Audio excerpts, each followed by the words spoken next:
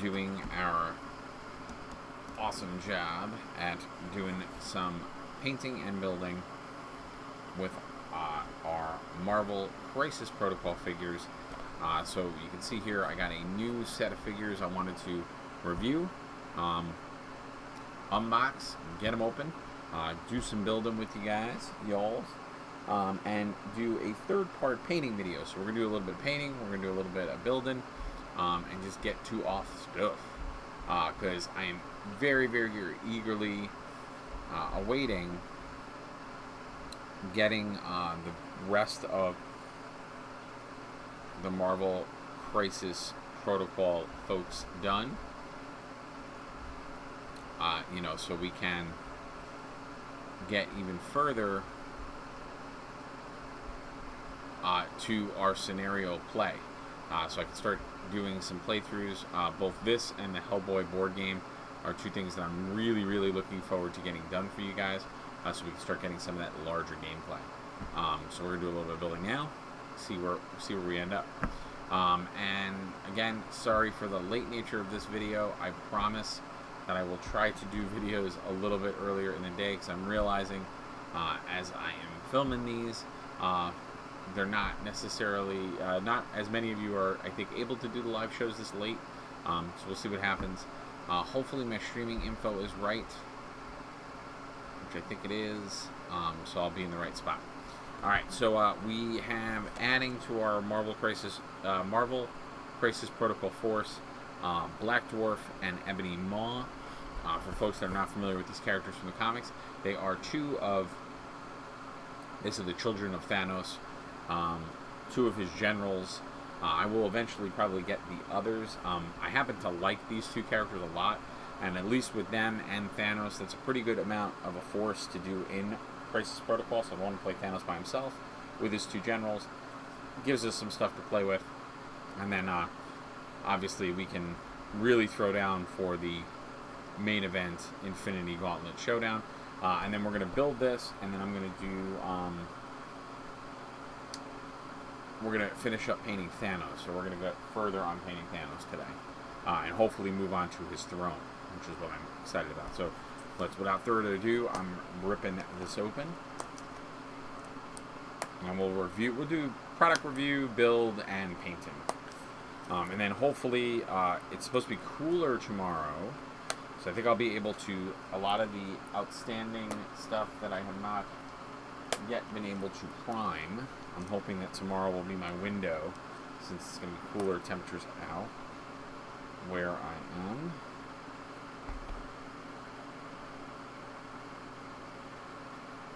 Interesting. It's funny, I always try to get this like saran wrap off. I always forget that I have these wonderful cutters which I could use to rip open the plastic. Now, I'm interested to see what these guys come with, because obviously when we opened up Thanos, he came with a whole new way to play the game. So it really started to introduce the idea of a multiplayer angle to the game. So I'm curious if they follow suit, where they give us maybe some more unique missions. And you can see everything nicely packaged in here. Again, I love how much more base they give you. So potentially, if I want to use those in some other scenarios, I can. And then, of course, we have all of the other pieces.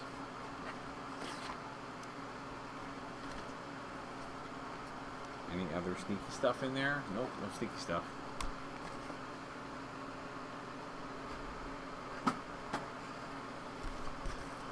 Alright, so I'm going to guess this is our assembly instructions. Now interestingly enough, there are numbers missing from this one. So this goes back to the olden days of yore, where this is how I was saying it with the Thanos. The Thanos is actually the first one where they actually numbered the pieces. Most of these assembly guys look like this, so we will look at this in a moment. I love that they give you these bags. I save all these bags because these are great for board games. If you want bags that'll help you keep all your cards and such. This is the way to go. So I think it's pretty obvious, actually. See, again, I love Atomic Mass Games because I love how they lay out their sprues. It's so easy. I said the same thing about the Mantic Games Kings of War stuff. They lay it out so easy, so it's like, for the most part, I think this is one of the reasons they don't always number the pieces, because it's so easy to know what you have to put together. Same thing here. There's not really much to trip you up. I mean, I'll look at the assembly instructions, but it's pretty self-explanatory, straight on. And then they give you one big base for our big guy. Again, love that they give us the debris pieces, so you can add debris to your base. And again, they don't waste anything on the sprue. You can see we got another coffee cup. Interestingly enough, they didn't give us any donuts. And I like that they also give you the 4, because then you can customize how you want, you know, your character to be doing his thing.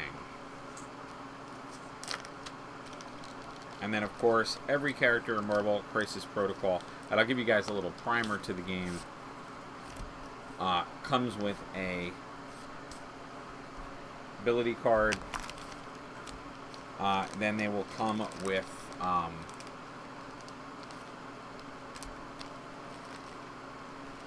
usually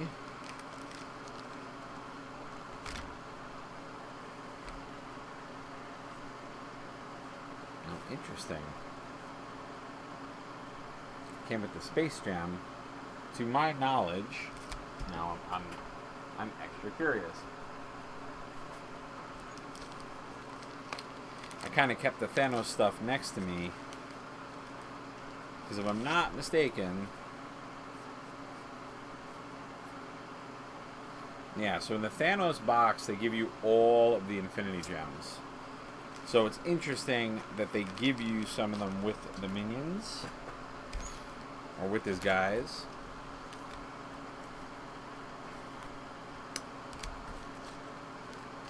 And interestingly enough, they do not give you any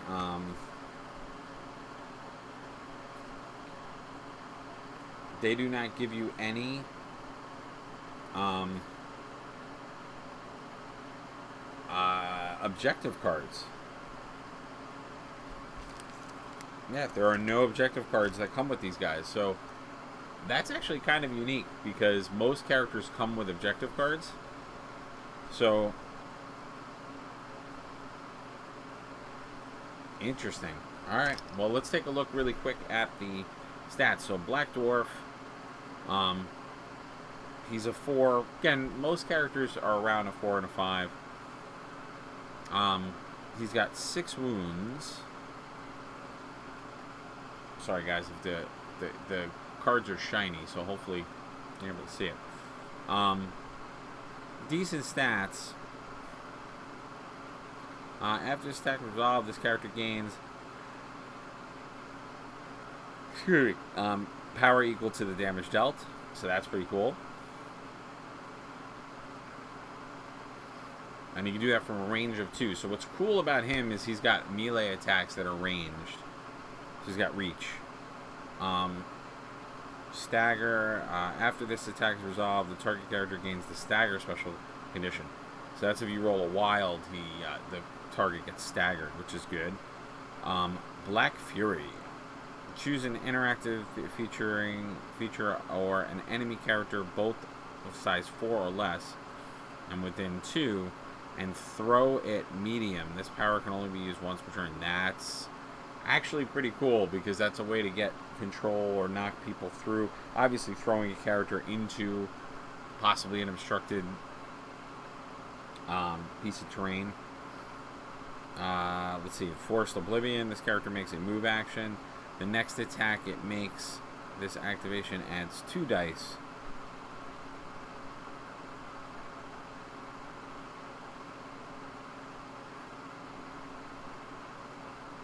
Okay, so he can move and then hit like a ton of bricks, which is pretty cool. Intimidating presence. When an enemy character within 2 of this character targets another ally character with an attack, this character may use this power.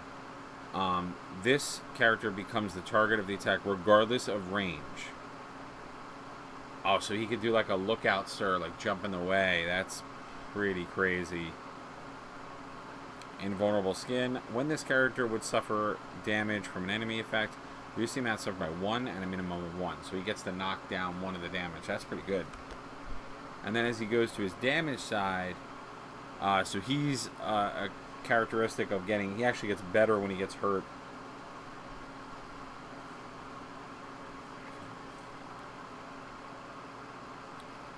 I know, his stats are the same, but he's got more wounds on the hurt side. That's pretty cool.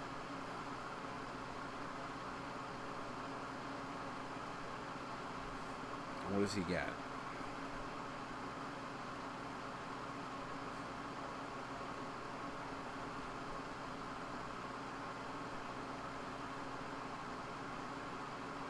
Alright, choose an interact. Yep, so he doesn't change.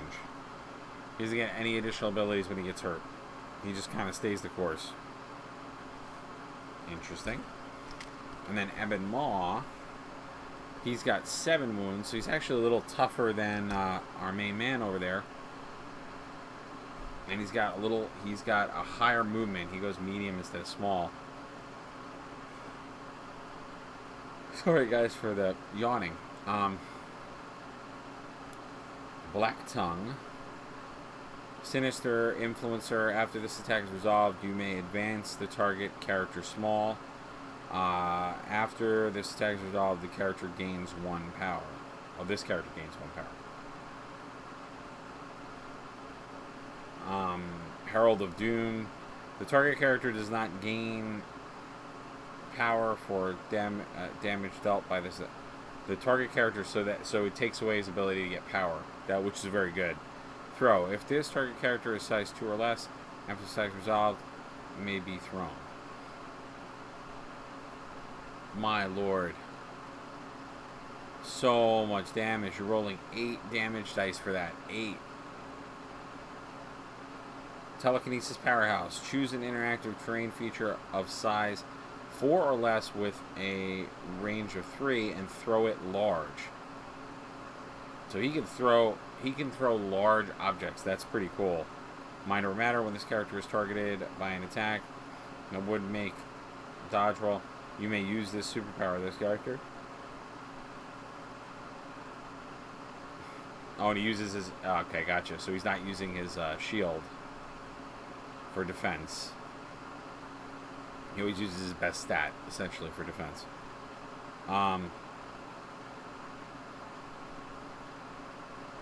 Oh, he is a gem bearer. So he gets the Mind Stone as part of his... That's crazy.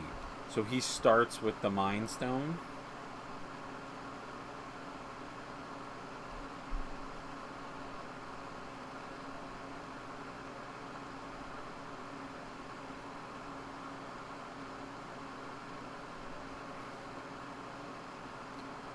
Choose this character or another allied character within 3 and place it within 2. If current position, so you can move people with this. But he can have one of the 2 gems because he went and got them. That's crazy. And then the damage side.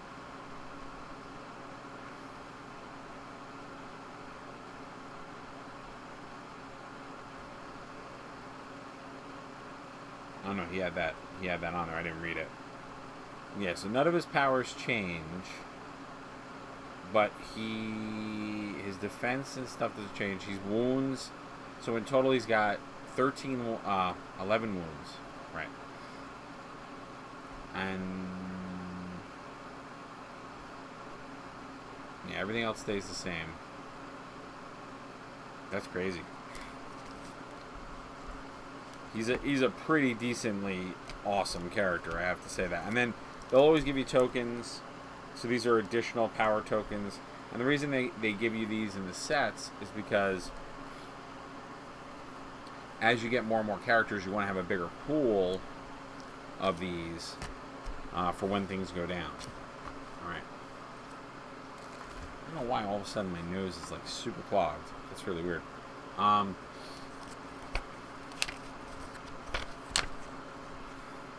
Alright. So I think we're going to go for him first.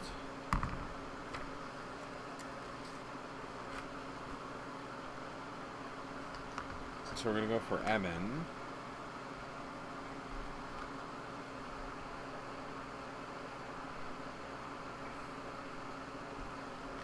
Alright, so what they are telling me to do is cut out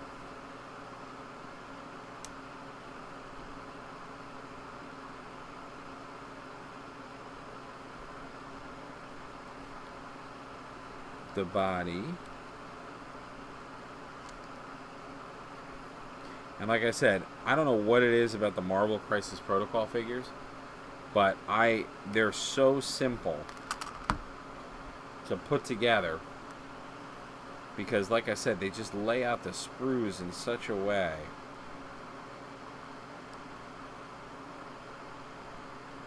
Yeah, I'm definitely gonna have to throw some glue in there. Yeah, so it may appear when you're starting to put this together, you may say to yourself, oh, this is 100% snap to fit, but they are not. They're done well, and they're lined up well, but you still, I personally, would probably want to put some glue in there. Now, one tricky thing about the feet, I don't know if you guys saw that. There is a part of it that I believe you have to keep on because I think he has to fit into some debris. So you want to be careful that you don't snip that off. And I've definitely have made that mistake on other models, other GW models I've put together. Not realizing that I had inadvertently put things together that should not have been together.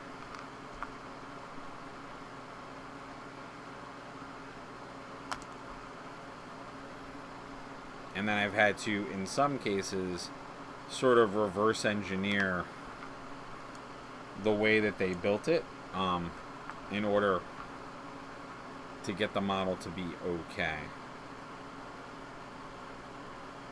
My hope is that we'll get these guys together very quickly so I can jump right into some Thanos painting. And I foresee that being a reality because, like I said, they lay out this just so nicely that it is pretty effortless to put this together. And I know I'm talking specifically about Atomic Mass Games tonight, but I just saw some amazing announcements about Blood Bowl, so I am looking forward to getting my hands on a little bit of what's going on in that world too. They just released, they actually released two things. They released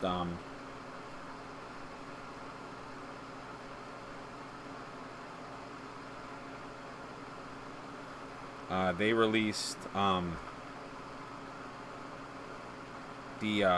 released the Orc set, so you can see a little bit better what the Orc set looks like now. So you can see, look at how awesome that is. Oh, did he have an orb he has to be holding? Oh, they didn't do that. They just did it.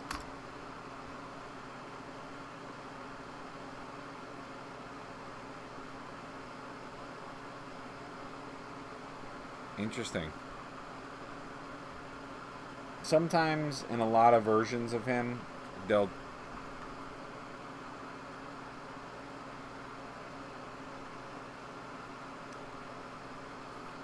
put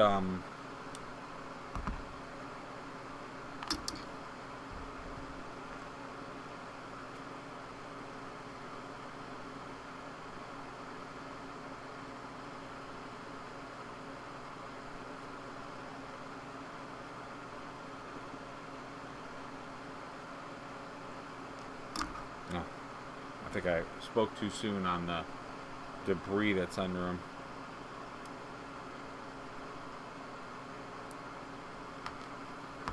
Yeah, it's this stuff usually...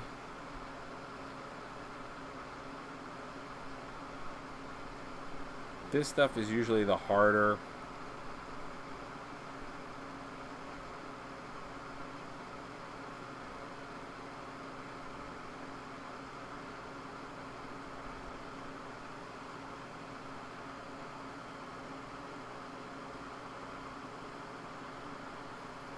So I'm just trying to figure out if I got this in correctly.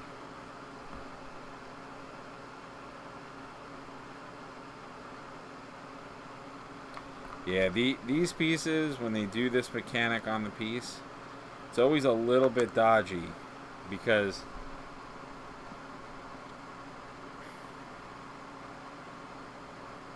yeah, basically you have to put the grooves. That's why it's really important to keep those things on there, because you have to basically put those grooves in there to make it look like he is in fact levitating himself on the debris.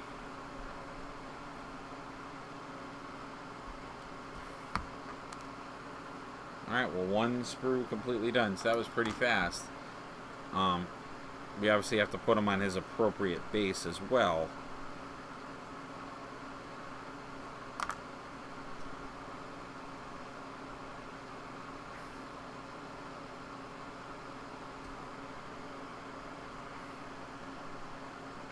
So you guys can see, whoops, the final product. Pretty cool. Again, I just love the sculpts on all of the Marvel stuff. Atomic Mass Games is definitely getting this right. Again, based on the newer model, so it's got a little bit of the movie inspiration, but it's also the newer of the things that are out there. So I'm gonna go with probably just a base one, just because. Or do I want to be fun? I don't know. I think this is going to be a little distracting. Actually, I think I'm going to go with this one. And the reason why I'm going with this one is because I like when the crack is there, because then what I have a tendency to do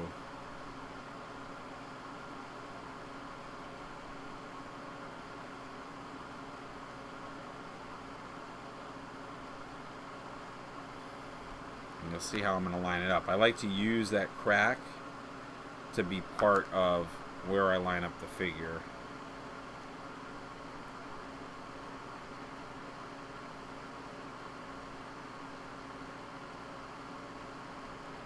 So now you can see, if you look at the bottom, I sort of lined it up.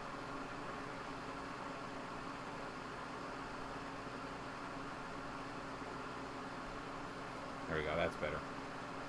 Because then it looks like he took the ground and made it like moving. That's awesome.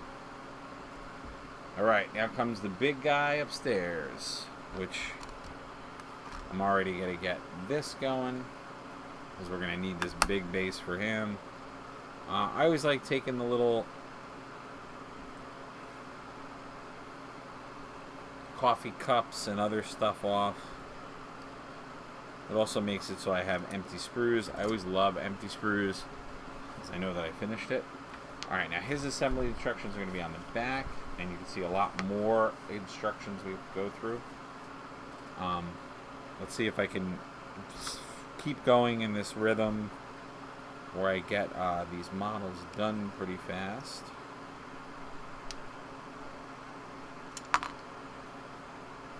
Like I said, they lay them out so well on the sprue.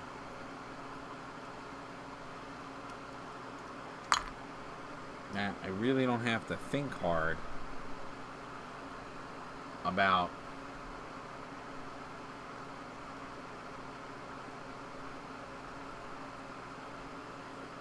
but again, I always love this. I love that they number the pieces, but yet on the instruction manual they never ever number the pieces. So it kind of doesn't help you to have those numbers.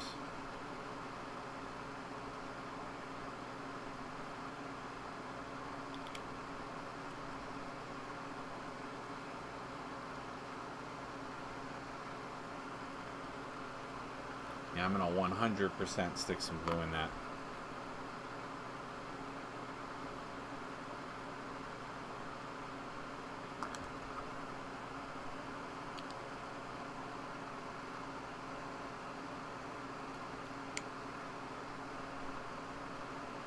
Alright, so we got our big bulky guy. Pop a little glue in there. Which, if you can see this,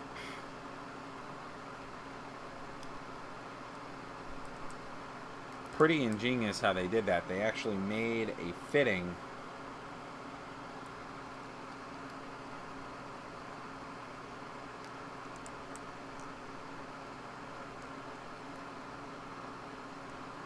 now the only thing I'm noticing about this wonderful idea is that my guess is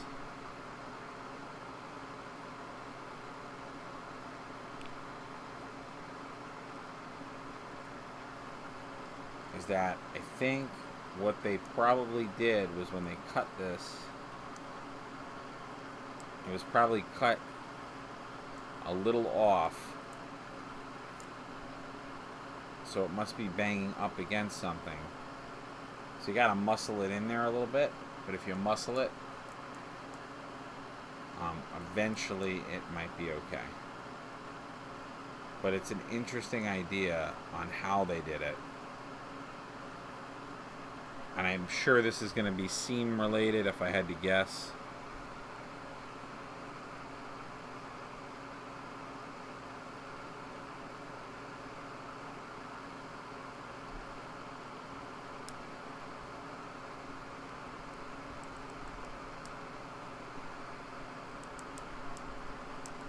So I'm just trying to... Yeah, so sometimes when you're doing model building, you may find some of those wonky bits that are like that.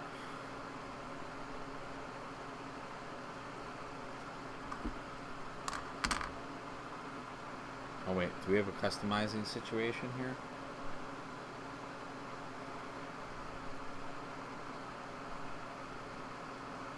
Oh, see, now this is where it gets a little bit more difficult.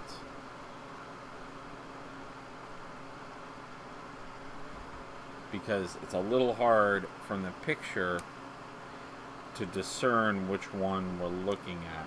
What you really have to pay attention to on these pieces is like the squares or the holes or notches, because that's going to be the way very quickly you can identify the right piece that you're going to want on there.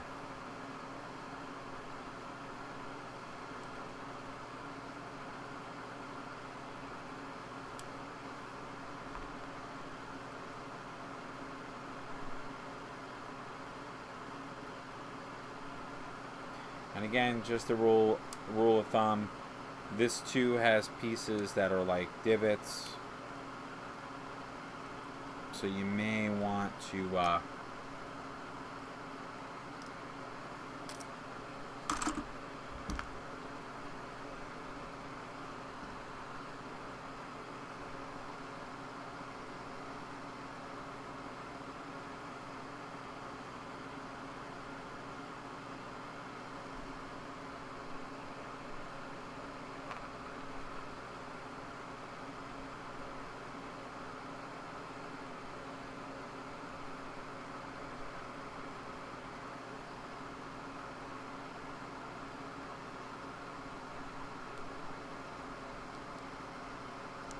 so you guys can see. Sorry, I didn't mean to do that off camera.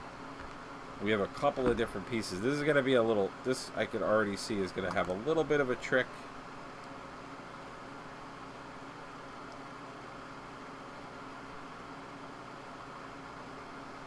It's going to have a little bit of a trick and a nuance to it for us to get it on there the right way.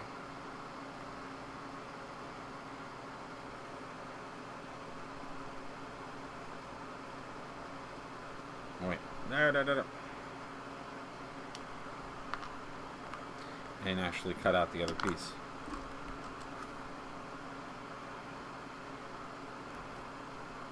That was my fault. Alright, so it's going to be this guy.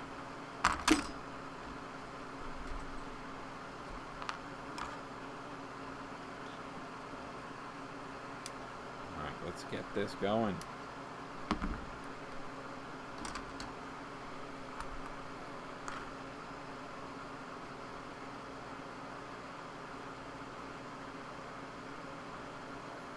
What I'm doing is I'm just doing a few. I'm doing a little bit of dabs of glue, just to because with crazy glue, which is what I'm using, I always say it to a lot of people, but a little bit goes a long way with crazy glue. And usually, if you put a lot of crazy glue, then you end up with the issue that I tend to end up with a lot.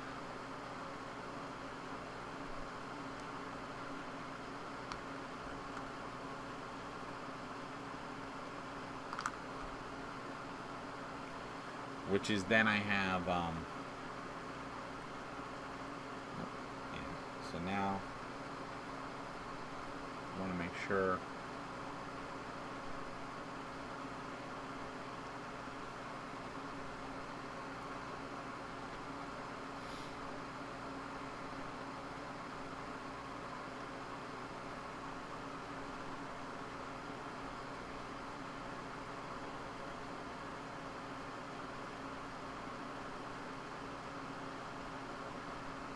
so we're gonna have to put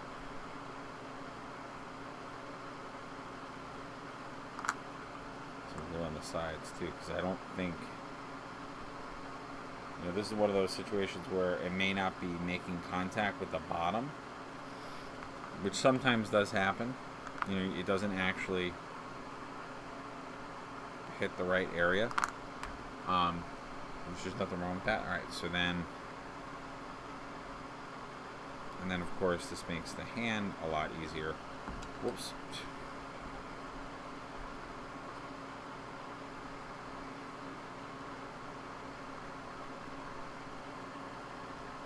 Look at how massive that hand is. Jeez Louise. This guy is going to be so awesome.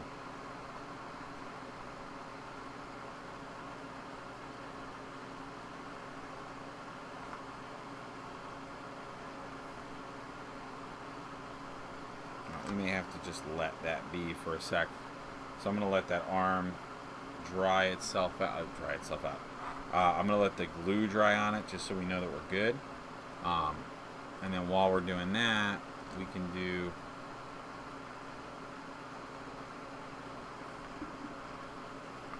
I don't know why it's making me do a leg now, but... I don't know, I think it's making me do the other arm.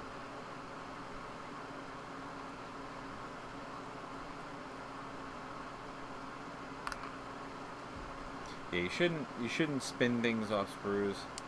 I do it sometimes when I'm trying to go fast. It always ends up you having to do more work to get it all like nice and neat.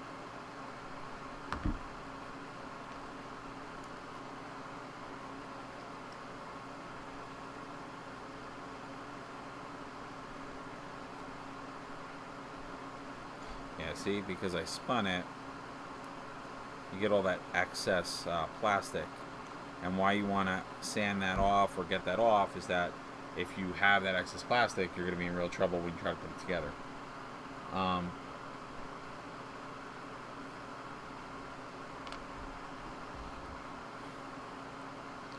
then we're going to do this again. Be mindful when you're popping these out that you don't cut the little divot or bit that has to go into the arm.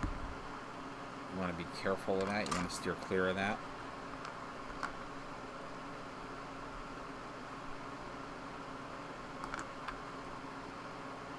And then if I'm looking at it, that's as simple as arm number 2 gets. Alright, so we have 2 arms. I think basically the way they're going to make us build this is they're going to make us build each limb, and then they're going to make us go from there. Again, because these guys are super duper awesome, I'm going to assume that the two legs that I need are next to each other on the sprue. And like I said, it's because Atomic Mass Games, and I would say the same for Mantic Games, they're just really awesome about laying out those sprues. Whereas other companies that I've definitely gotten product from,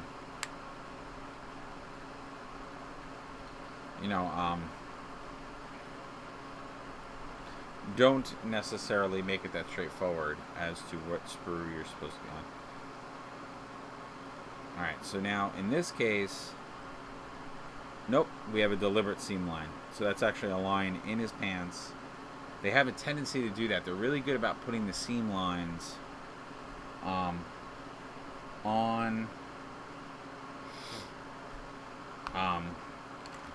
the, like, whether it be a line in the costume or like a natural line in a muscle. They're really good at factoring in where those seams are going to be in comparison to what you're putting together. So I have to give them a lot of credit for that too. Whoa. Alright, so Saturday night. That's why I was trying to do late night Saturday nights, because I thought that would actually do better. Because I figured for most of you out there, because I always forget that I forget that it's a Friday night. So, but I assumed with everything going on that folks might not have as many plans right now. Nope. Okay, so 100% gonna put some glue on this. The other one was able to snap together pretty well, so I think nah.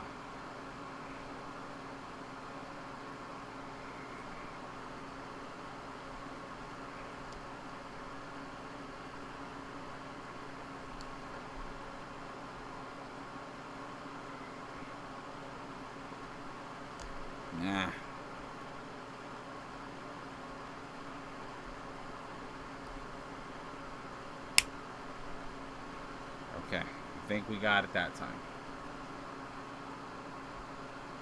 And hopefully before my glue completely dries out, maybe I can get this together. Alright, so we got that. Now I think, oh no, we have to put the feet on. Which I almost totally forgot. I was going to say, in Avengers Infinity War, I definitely liked, although I would have loved to have seen these characters do more movies, but they tend to kill off the characters in the Marvel Cinematic Universe because, and you have to understand, for folks that might be like, why do they always seem to do that? So it definitely has to go in there. That's really cool. So you have to fit it in the right hole. They have a tendency to do this on these models, which I love. So you can't really put the wrong thing together. But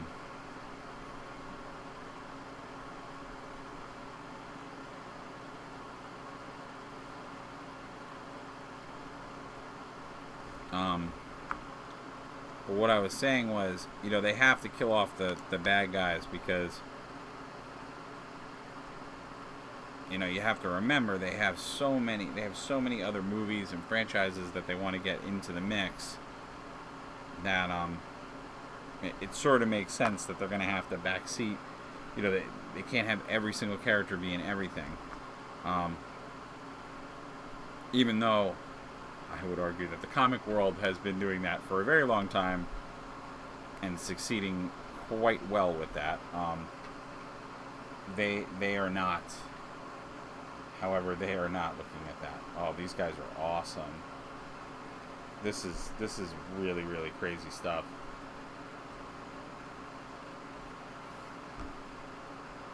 This is unbelievably nuts.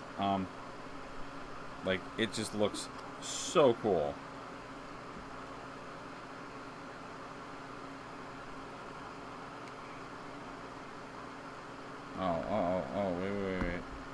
there.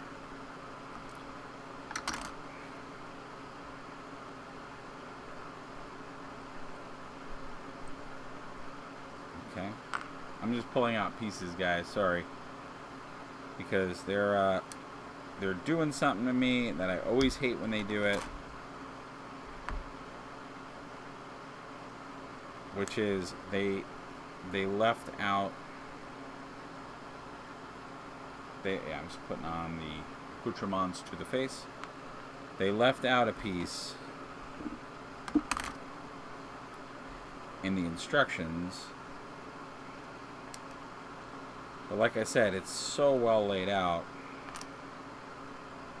Alright, so all of the pieces are off the screws. It's pretty easy to know where something's going to go if you by chance miss it, or and the thing that I missed was this shoulder blade. Now, and it doesn't tell you, oh, it does tell you to put it on after you put, this is probably going to pop off, that's why.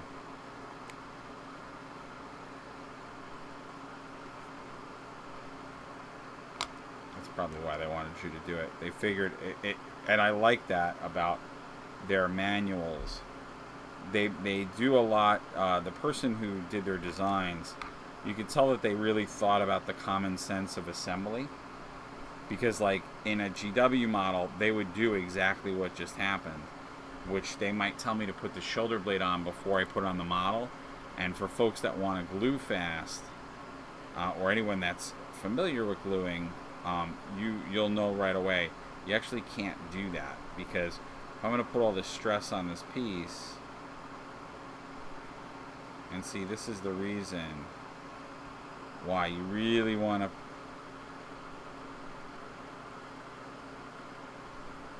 I'm going to show you guys what I'm doing.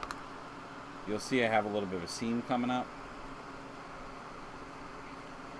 That's why you want to make sure you really do, even if you think it's snapping together,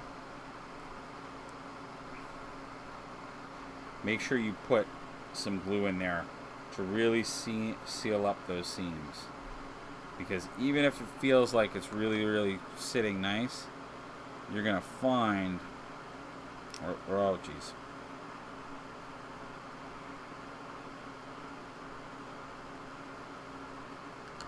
Or at least I find that that's not always the case. This model is massive.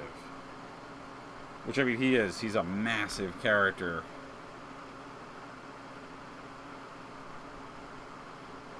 Oh my god, look at that. Look at that. Oh my lord, that guy's massive. He is coming for you in a bad way, my mans.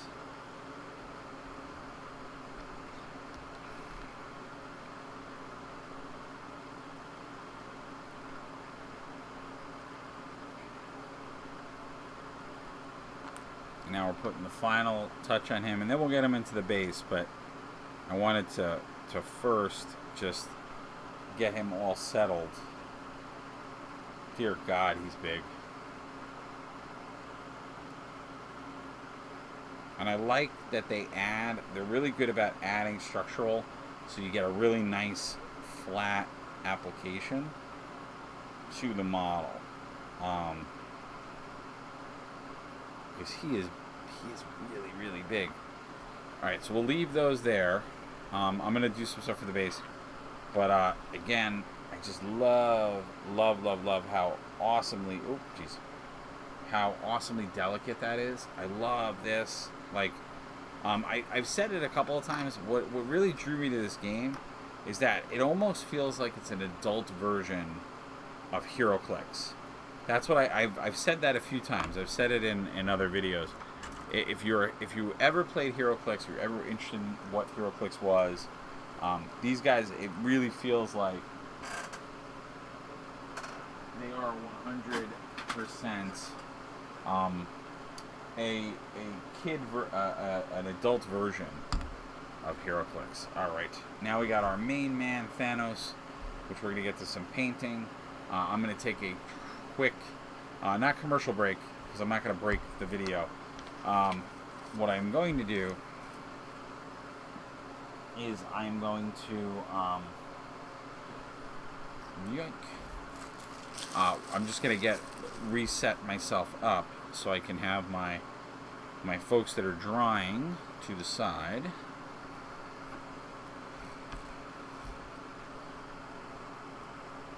And then I will bring back my painting accoutrements while I just take a quick break. So you guys will be without me for a moment, but I will be coming right back, I promise. Oh, geez.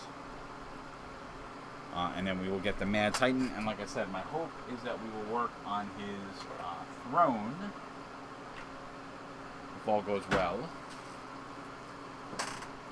Okay. And then I will have some more videos coming at you. We got other things that we got to paint. Again, I'm trying to get all my Marvel stuff done. I also want to do a special on just some scenery and stuff. But I'll be back in just a moment, and we will get things started. Be right back, guys.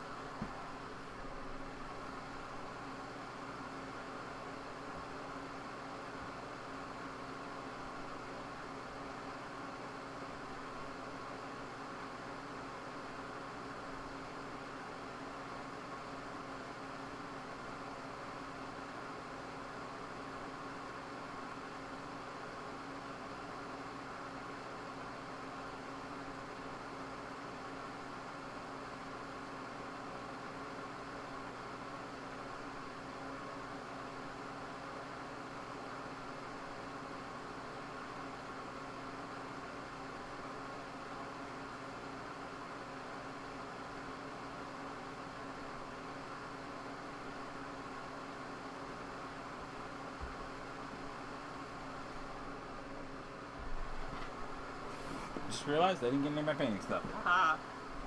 Funny.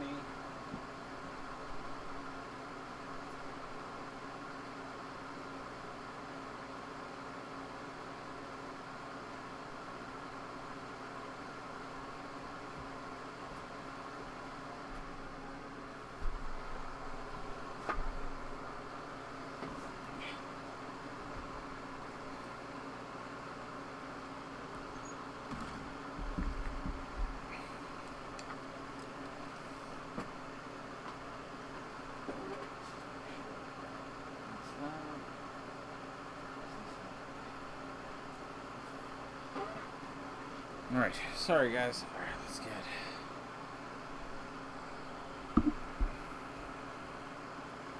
Alright. So, actually I think I'm going to put the throne to the side for right now. Just so we have a little bit more room. So we are working on Thanos. Yeah, I'm gonna just do some touching up.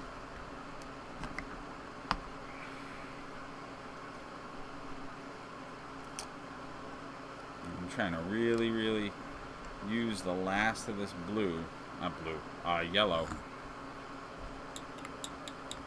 Which I tried to stock up on colors because it's getting so hard to find.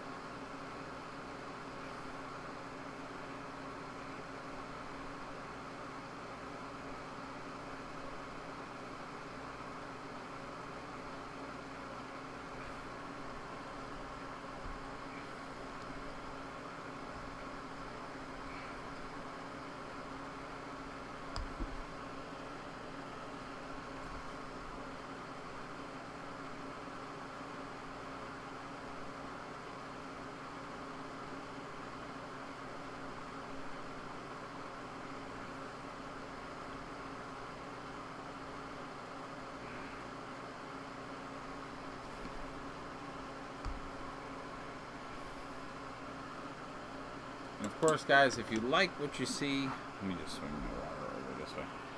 If you're liking what you're seeing, and you want to see more, consider following the channel if you haven't already done so.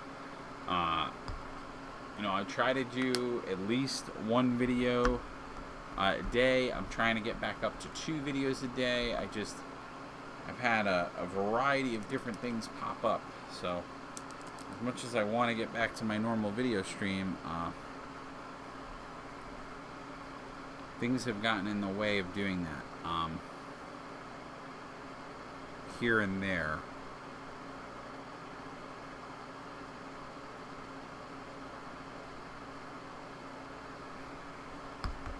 So it's definitely on my docket of plans, but and not only do I want to get back to doing some videos for you guys, but I want to also get back to the variety of content we had. So make sure that I do have, some gameplay videos, that we do have some painting videos, we have some drawing videos. Unfortunately, a lot of that stuff has fallen.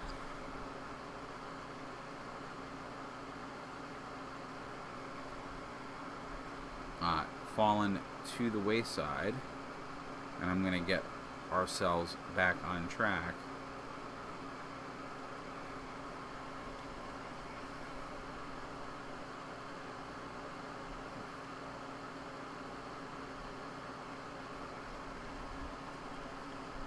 But of course, before I did any of that, I wanted to get, because I really do want to start playing some Marvel Crisis Protocol. I got to get some Blood Bowl stuff done, and even more so now, I'm going to try to figure out a way to get that out of there, because I think the close-up camera is going to be better for this. What I was going to say, I forgot what I was going to say now. Yeah, I want to,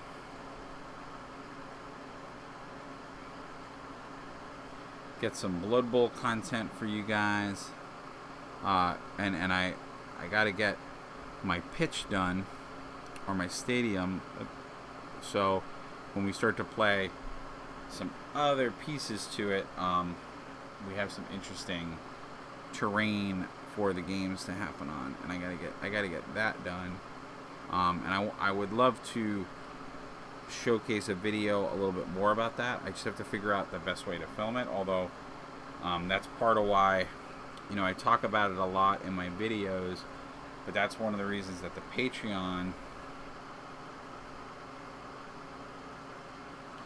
and my actual website are so important for this, because they really do help to make it so I can get the products and materials that I need, and even more importantly, the equipment, so I can give you guys a better experience when when we're shooting stuff.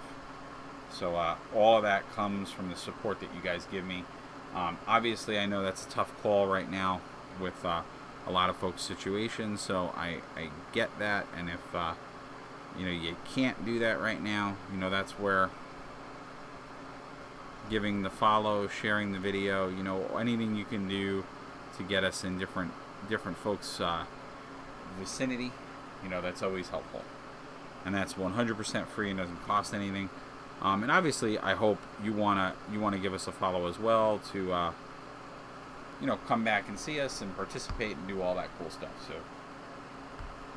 and again, I cannot wait to prime those other 2 guys so Thanos has his generals, and we can do some really cool campaign style missions.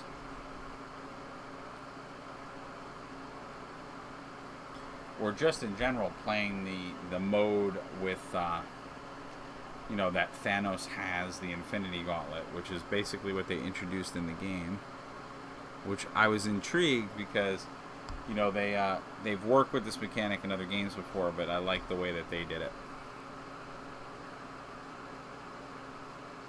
And I also like it because they imply when you read the rules that it is expandable, or there's going to be more to it than just the base thing that they introduced, and I like that.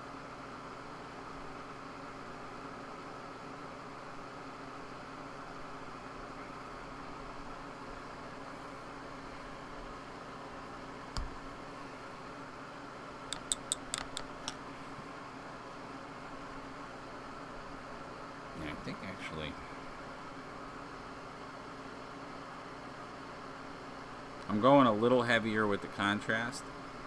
And the rationale behind why is it has to do with what happened with my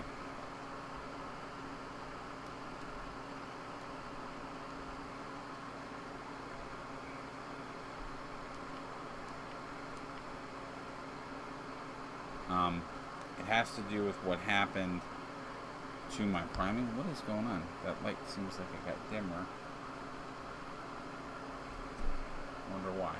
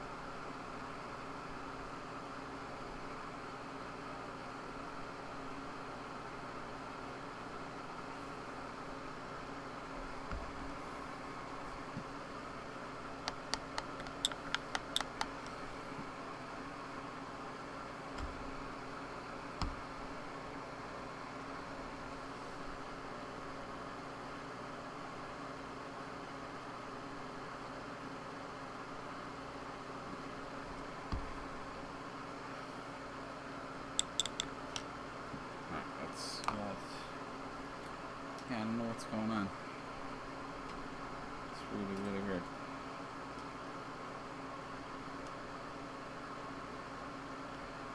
Sorry guys, I'm just fixing my lighting situation because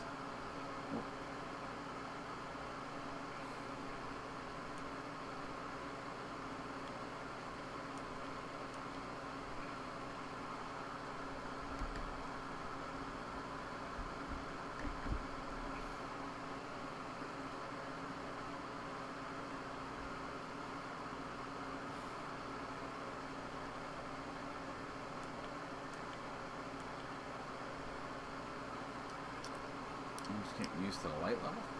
Oh.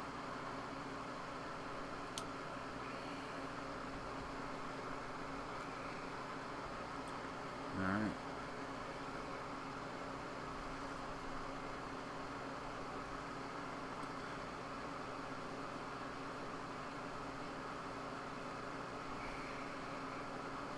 Yeah, I put on my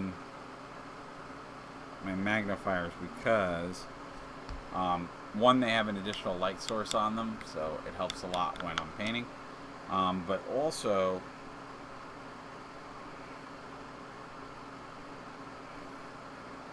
the other reason in this case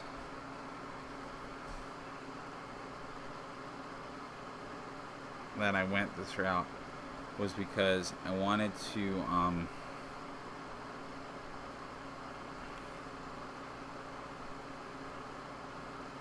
the boots have a lot of intricate detail to them, so I wanted to make sure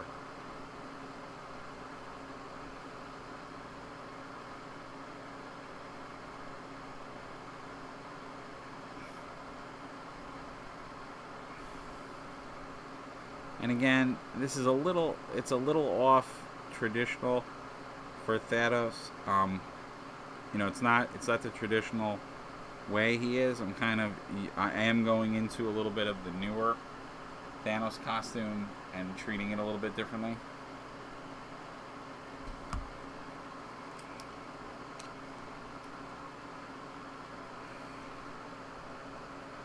I feel like this light is not.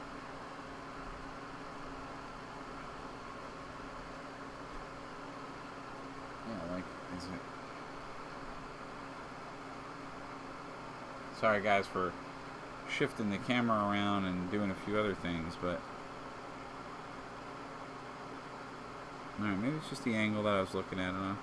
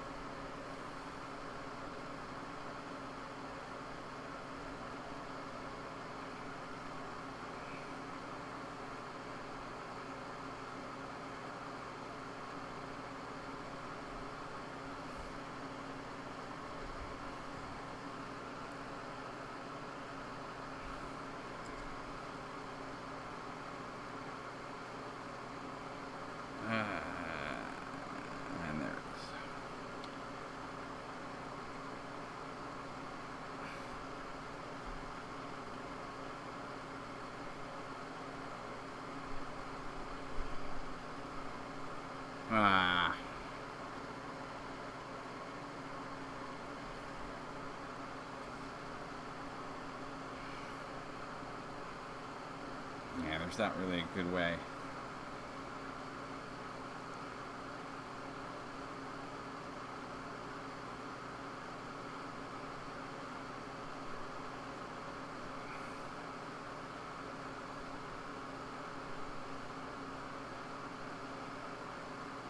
Wow.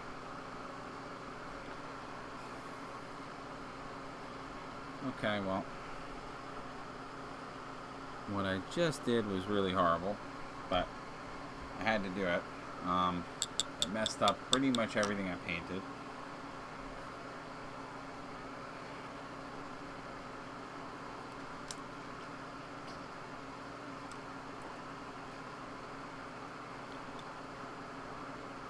I took something to sharpen my camera. Sorry, guys.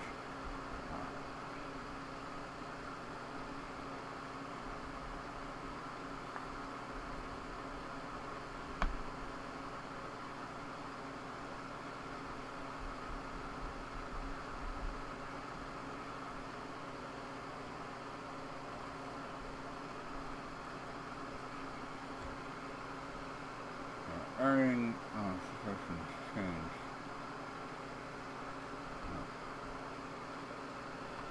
Alright, I'm gonna have to try to fix this.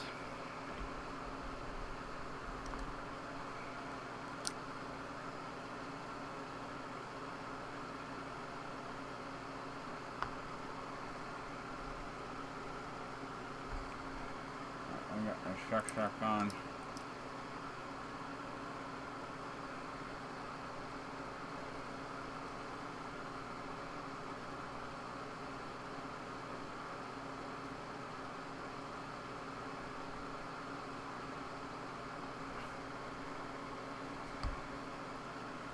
Okay, so that's too wet to do this with right now.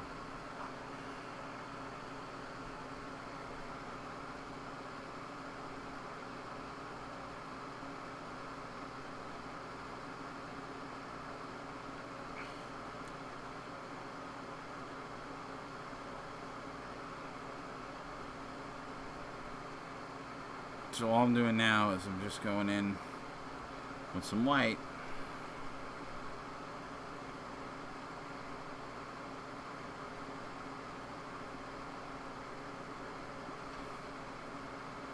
Just to re-go over some of the areas that I messed up when I went back in to touch up that blue.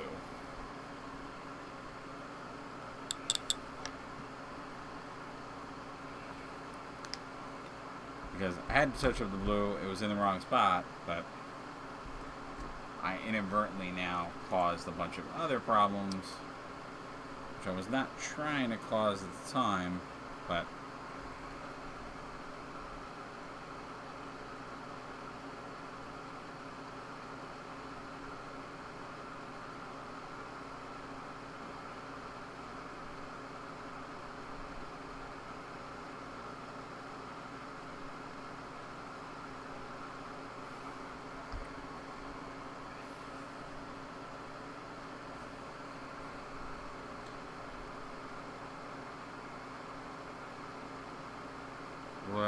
come on. Some of this is the brush's fault too.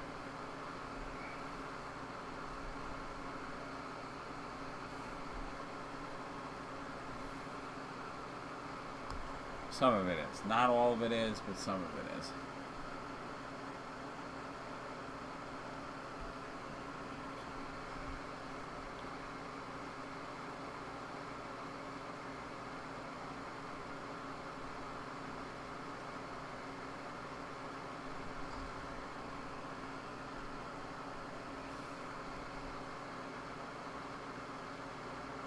Come on.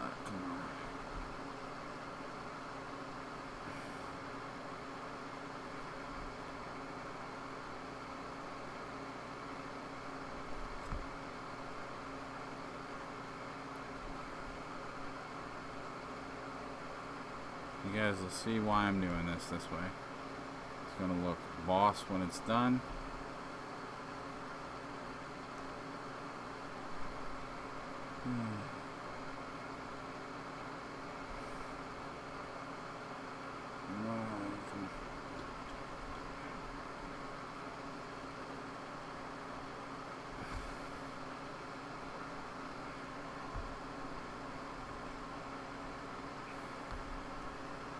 gems are going to be the hardest part because I have to just make sure I look at an accurate picture of them, because for folks that don't know, fun fact about the Marvel Cinematic Universe, they actually changed the color of the gems. Now, I have a theory as to why, and I think the theory is that you are going to see, I think you're going to see an alternative timeline, which I know they introduced that.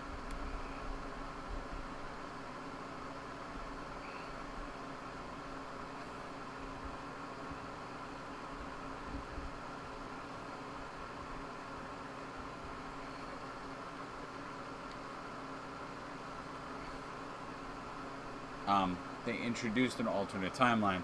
I think they're going to introduce more of them. Quite frankly, which I am 100% down for.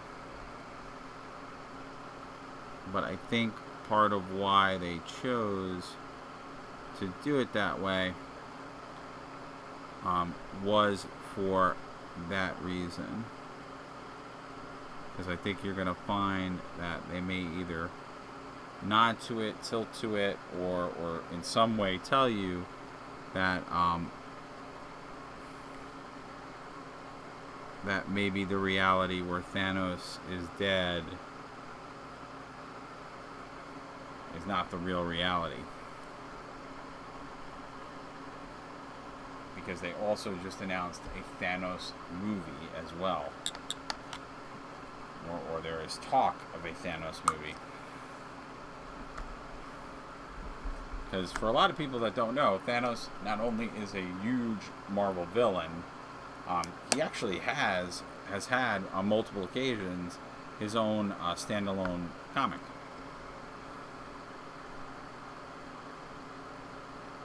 So a lot of folks are not aware that the Mad Titan himself has been in that situation, but he has. I'm just going over this a little bit more.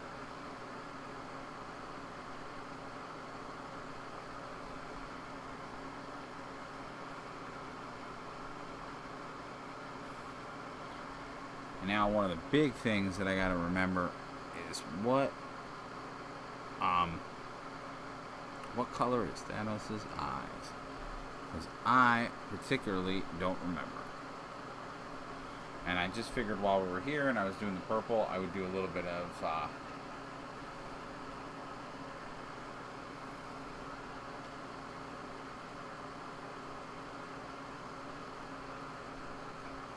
just gonna put a little bit more of the purple there.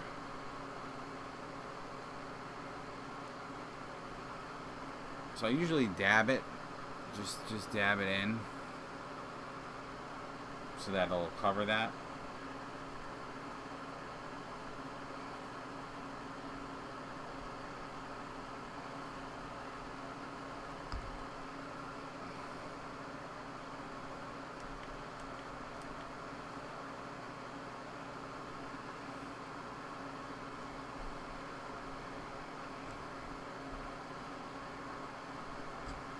So we're still painting. That's kind of weird.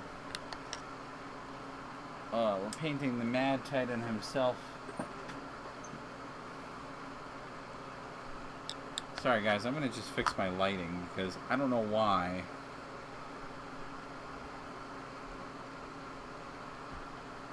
But my light seems to... I don't know why, but my light seems to be not working properly. Alright, so maybe we'll go, yeah, let's go to the wide shot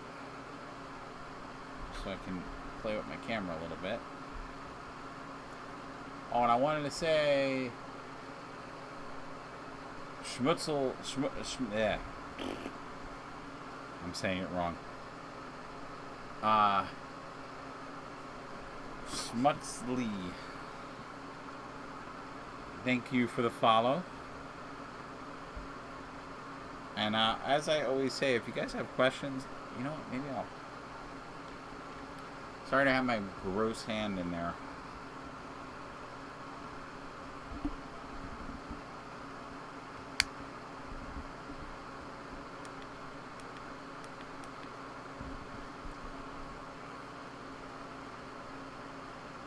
Okay, this like seems like it's not.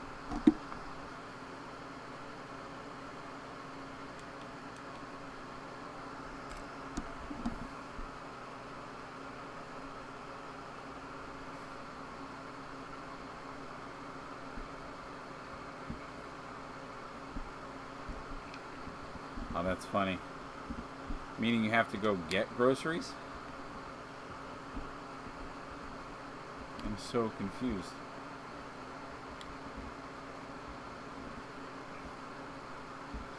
Sorry guys, I'm having just some technical difficulties with my lighting.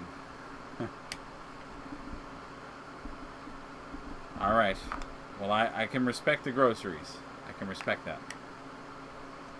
Maybe we'll just rock it without the filter.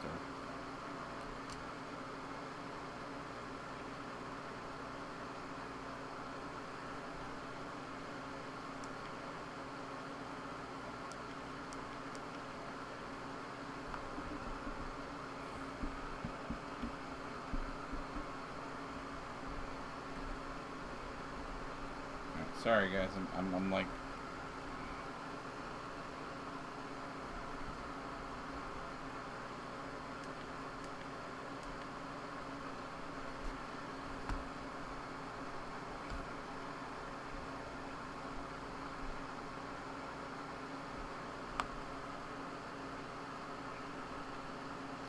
I don't know why. I feel like this light just dimmed on me. Alright, that's. Or maybe it was just the fact that I had this lined up differently. Is that possibly why?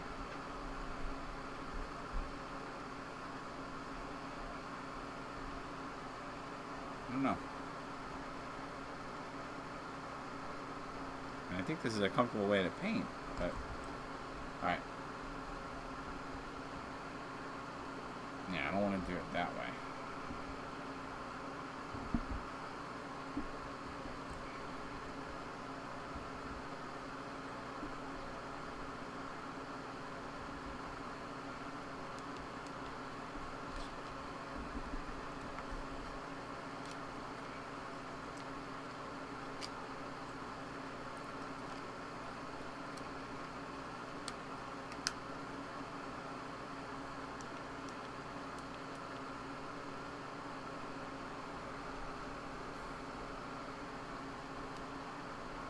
Well, I don't know what happened, but I feel like all my lighting just changed. And I'm getting extremely dark lighting, which I don't know why all of a sudden my video decided to do that, but.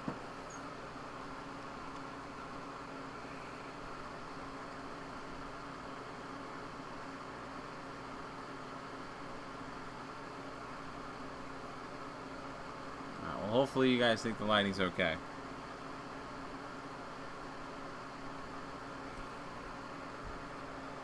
Because then it sort of defeats the purpose of me having the sun pack. Unless it just broke.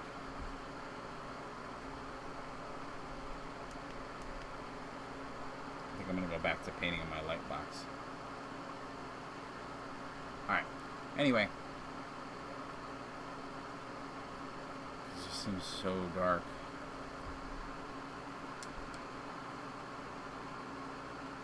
It's like whole corner got dark.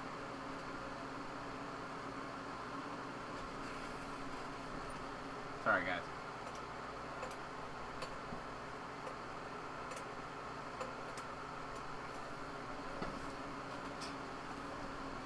Yeah, that's something that is definitely a lot less light than it was. I feel like every stream I have a new issue. That's such a disappointment.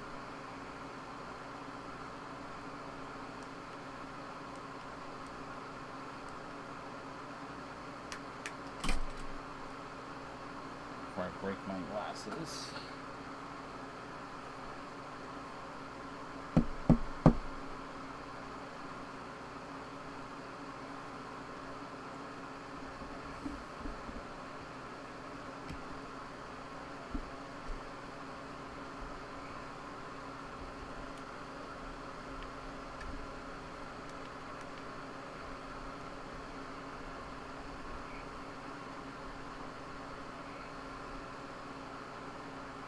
Sorry, guys. I apologize for the like total back and forth.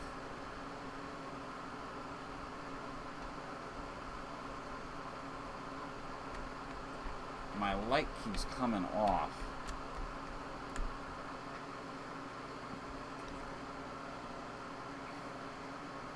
Alright, to me that looks a lot better. We're just going to keep the diffuser off. I think between the two, you guys will get better light now. Alright. So far so good. Oh, no.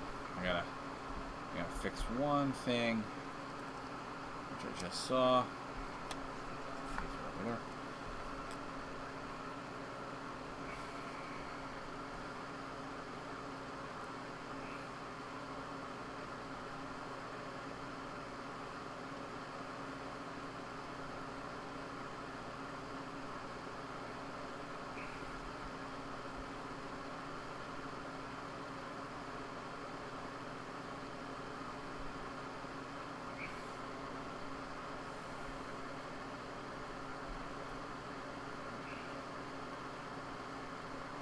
See, with this stuff, your colors are so close.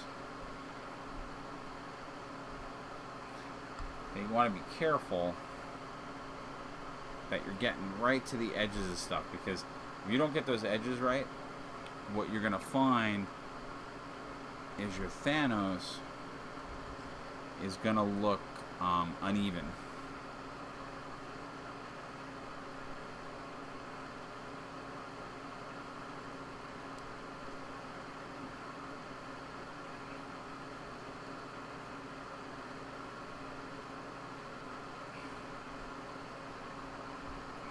I'm just doing little details.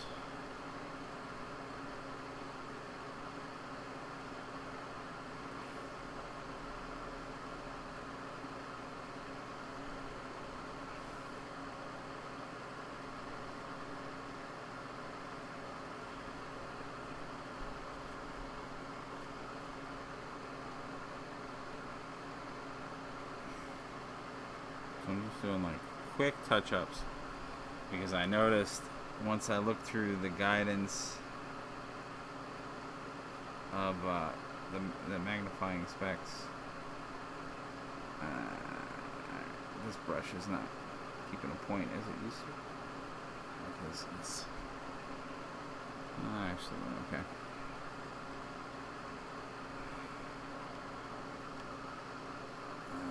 Okay, I got a lot of touch-up to do in there.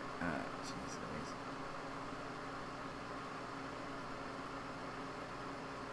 Yeah, so it's really just those edges, and this is where having the magnifiers is really helpful, because then you can make sure you're really hitting those areas right, so you get a nice clean line.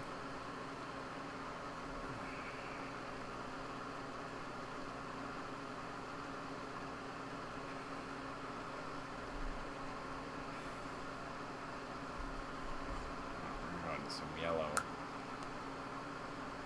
But so far, I'm very much pleased with the way the Thanos is coming out.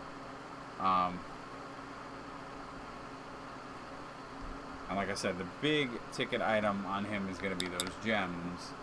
And not only is it going to be a big ticket item for doing this stuff, but it's also going to be a big ticket item in general.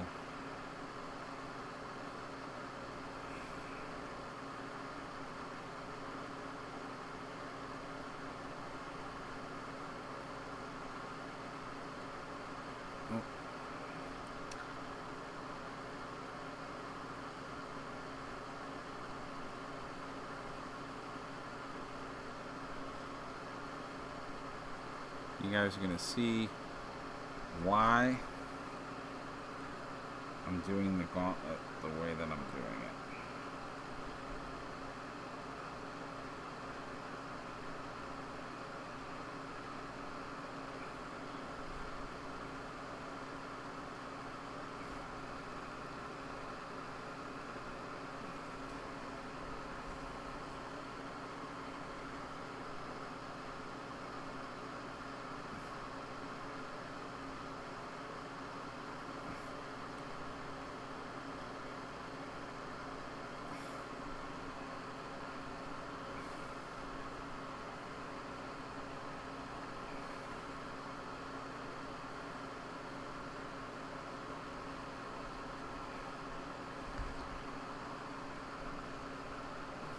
And of course, if you guys have questions or comments, please do not hesitate to throw them up in the chat, because I can 100% see those comments. And see what's on all y'all's minds.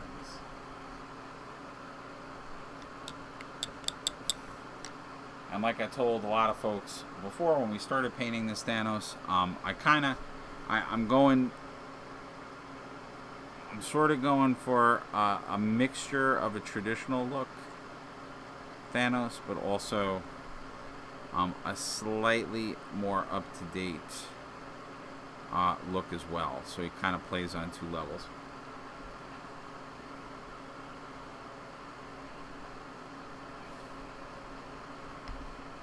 So a little homage to Infinity Gauntlet, traditional Sterling Thanos, and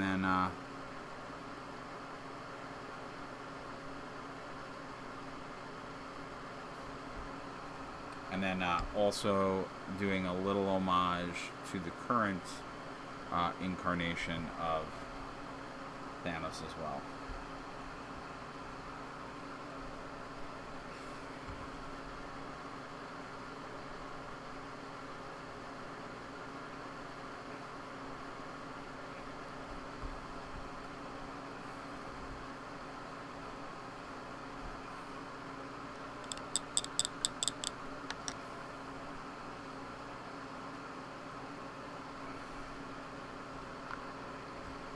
I did not get to. I don't think I'm going to get to the throne before we call it quits for tonight. I was hoping to get to some throne, but I didn't realize how, But you know what? I should have known, honestly, because Thanos is like my favorite villain, so I knew that I was going to spend a little bit of time painting him. I love him. Mephisto would be the next one up. On my, I did like Galactus. I do in general like also the celestial characters in the Marvel Universe. But I don't know. There was always something about Thanos that just. I was always a big Thanos guy and big Thanos fan.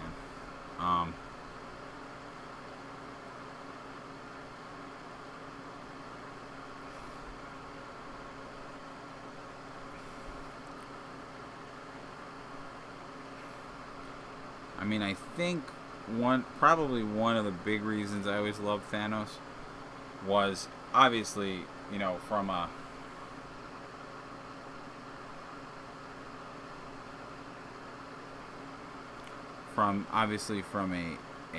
power standpoint, the fact that he was just a very, very over the top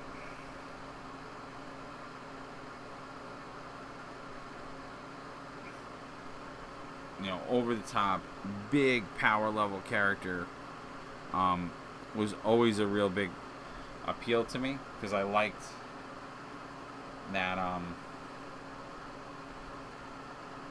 he could just fling people around and not and pretty much not care that didn't matter who was in front of him. He just was great, I'm gonna just kill you now, or I'm gonna stop you. And some of that was obviously once he got the Infinity Gauntlet, he was so powerful that in particular not many people could stand up to him anymore. But the thing that I really, really loved about Thanos was in the comics, the original way that he was beaten, which is what you learn about him is that it's really he is his own worst enemy.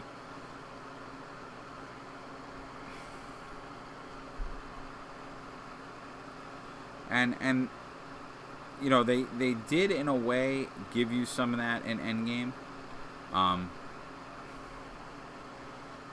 They kind of did, And the subtle homage to that is, and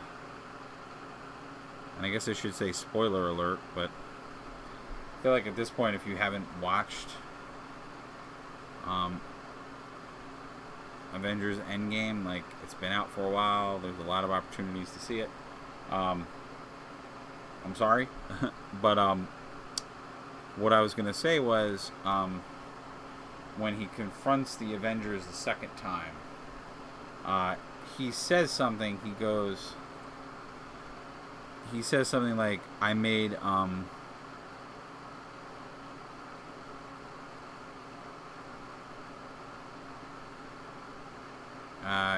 he says specifically the line, I made a mistake, and the mistake was that he plays it off, or they played it off in the movie as his mistake was that he left people who remembered the way the world was before half the life forms were blinked out of existence. And so he was saying, that he was thanking the Avengers for letting him know, or teaching him that that's a flaw in his plan. That he needs to basically tear the entire universe apart and then rebuild it. And it is, in a way, an homage to Infinity Gauntlet.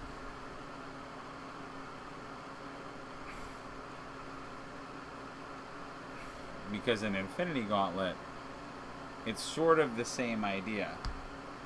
Because it's,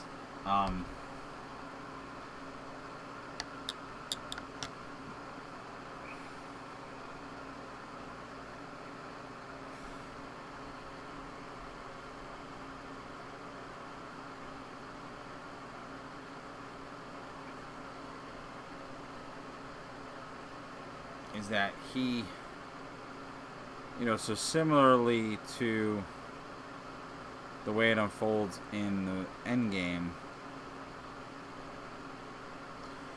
there is a character who we have not met.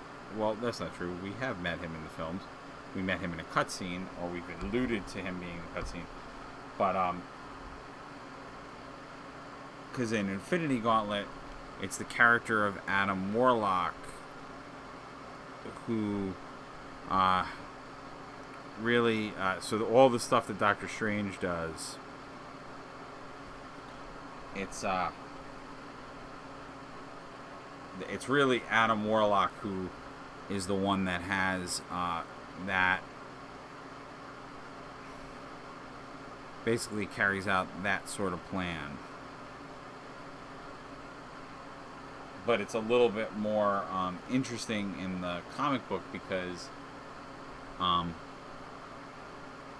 it's not so much that he knows the future, it's that he can see into the decisions that Thanos will make.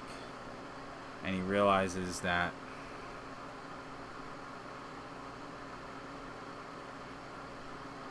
which is why, similar to the way that Doctor Strange approaches the problem, he kind of says to the character, he sort of plays off the same exact thing, where he's just like,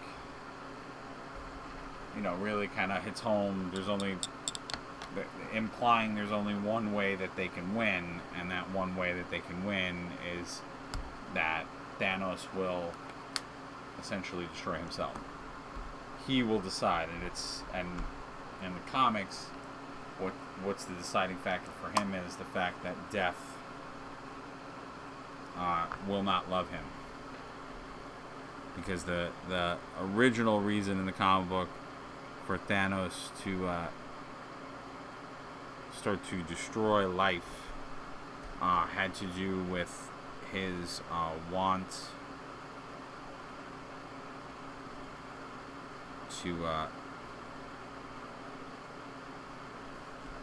to woo death.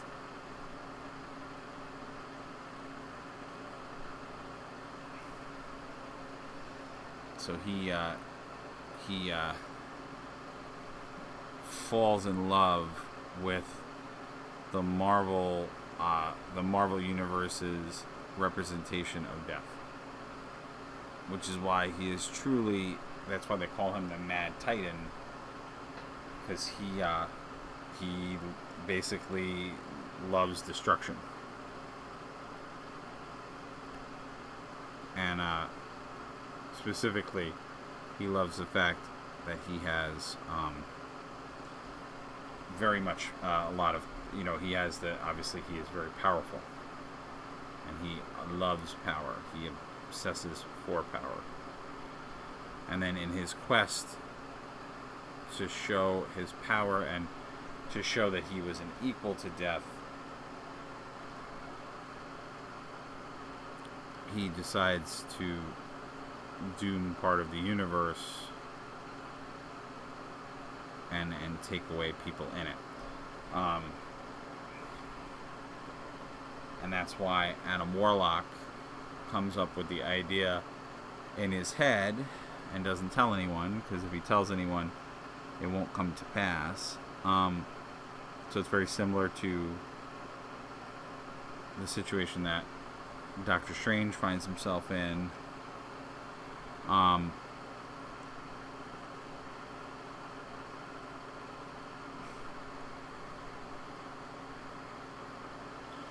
But he just sits back and goes, "All right, Thanos, you think you're really powerful, you think you're all this and whatever," and just lets it play out. And then that's when Lady Death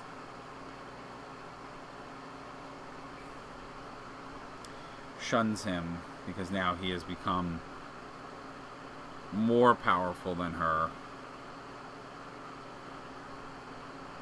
So she no longer wants him. She no longer loves him. And then that actually causes him to give up the Infinity Gems. Now, as a book, that is a wonderful and amazing story. I completely understand why, as a movie, they didn't want to do it.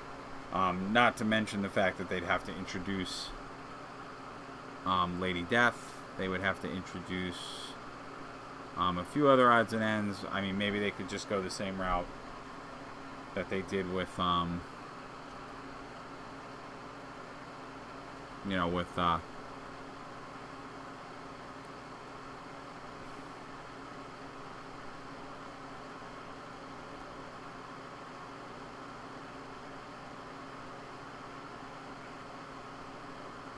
they could probably have stayed with what they did for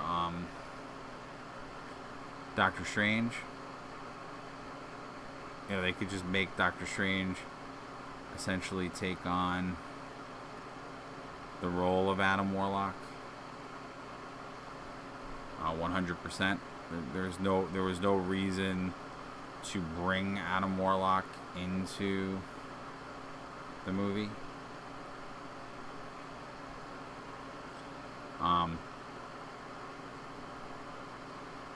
I think they're saving Adam Warlock, which would be really cool if they did. If they saved Adam Warlock for doing something with the Fantastic Four, because a lot of people don't know this, but that's actually where his first appearance was. For Adam Warlock, it was actually in Fantastic Four.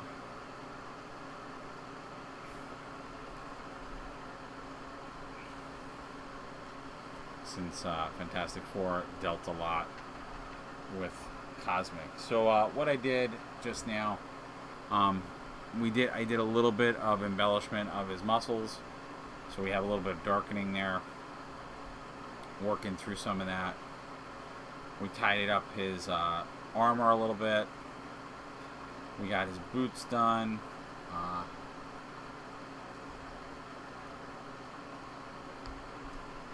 I mean, it's looking fabuloso. I really do like the way this is coming out. I like the two-tone color scheme of the orange and the yellow. I don't have the right type of I was gonna say I don't have the right type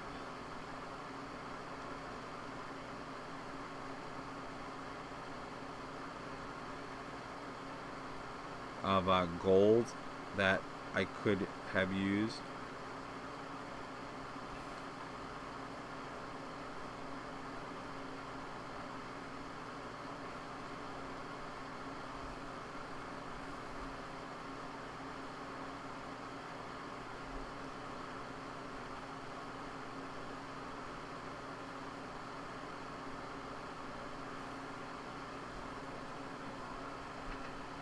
Trying to do some details on the boots. By all means, anyone that's watching, if you guys have questions, comments, again, what we are painting, this is Marvel Crisis Protocol. This is a tabletop miniature game that is Marvel themed. Small squad based game. So typically, if you're playing a game of this, you would be playing with roughly about 3 to 4 characters on the board. Now, what's funny is we're painting Thanos, and Thanos kind of changes the rules a little bit, as one might think he would. And introduces some really cool aspects to the game. The biggest one being he introduces the aspect of like a multiplayer, so a way in which you can play Marvel Crisis Protocol with more than one player, which is something new that they haven't done before. And then also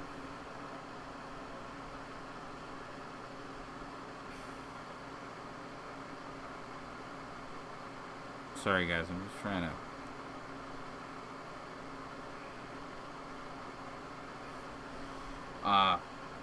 so playing more than one player, which is something you haven't done before, and then also a cool mechanic that he can also be played as just a regular member of your force.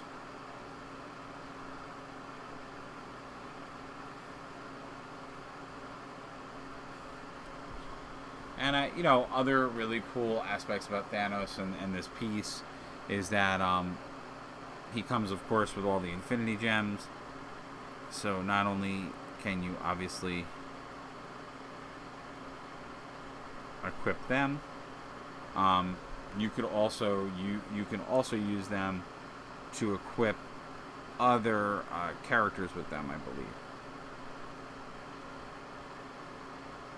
So if you want to build a force and give folks on the force Infinity Stones, you can 100%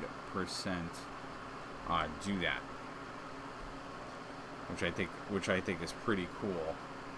So it comes with the item cards for you to be able to do that. So again, it just shows more and more about how Atomic Mass Games, I think is really doing a nice job for players to give you a variety of versatile ways to play their game, and expanding the universe of their figures. Now, also, what's kind of cool about the Thanos piece, which we haven't done the paint on it yet, it comes with his throne. So when you play him in the multiplayer, I should move this from it. I'm going to put it over there. When you play him in the multiplayer game, the throne becomes part of the scenario. So you get a terrain piece for Thanos, which is pretty cool. Which is why the set that Thanos comes in is a little heftier on price. It's probably the most expensive model that they make. It comes in at $70, but that's pretty good for a miniature game. And that's another thing I love about Marvel Crisis Protocol, is that the cost savings and the cost into the game is very, very low. You really, really don't have to spend a lot to get started.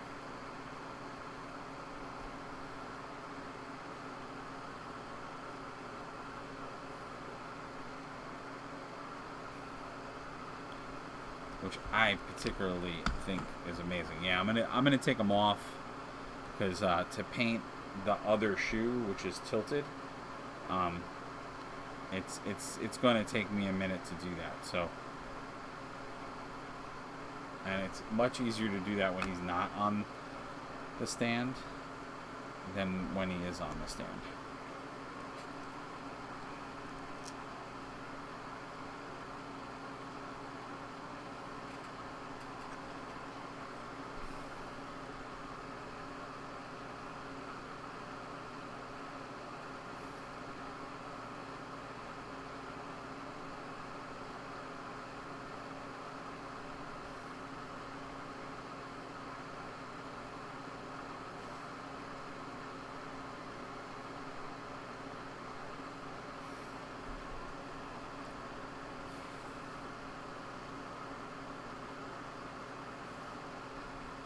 And like I said, if you guys like what you're seeing, if you like the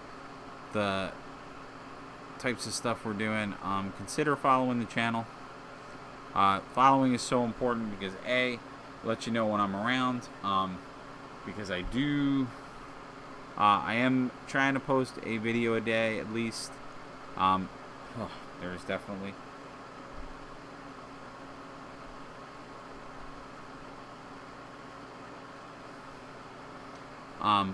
Trying to post at least a video a day. Want to get back up to at least 2 videos a day.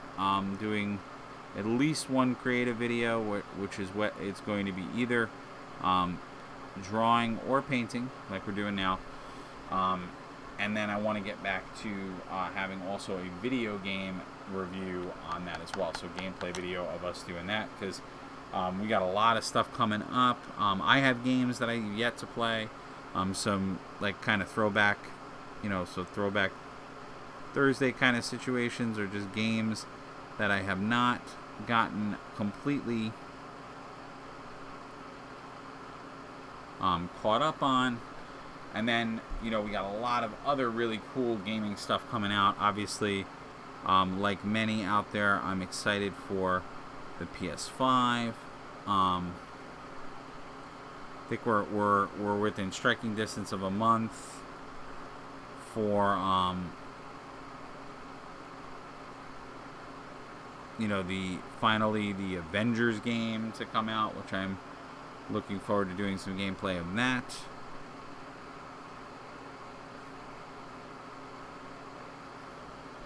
So there's quite a lot of stuff on the horizon if you are somebody who's a gamer. So I definitely want to get myself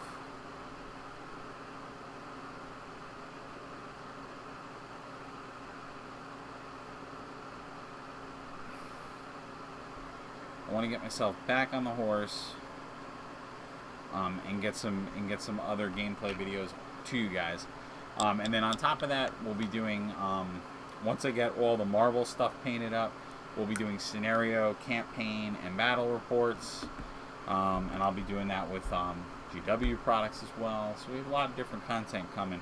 And a really fun, really wonky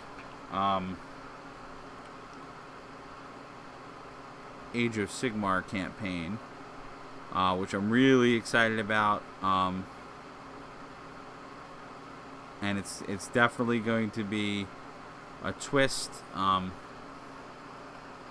I don't know many folks that have done what I'm going to be doing or approached it in this way. So I won't spoil anything because I want you guys to be awesomely surprised by it. But it's going to be pretty cool. But I do, that being said, I do have to get quite a lot of things done so that we can get that off the ground really, really well.